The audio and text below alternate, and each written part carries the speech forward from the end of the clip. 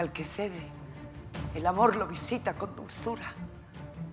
Pero al que pone resistencia, el amor se apodera de él para atormentarlo sin piedad. ¿Y qué es lo que necesita una mujer para ser feliz? Alguien que la acompañe, que la respete. Del rey me acuerdo, pero no de la forma que antes lo hacía. Nunca pensé que tus ojos pudieran posarse sobre otro hombre. ¡La abracé y la besé!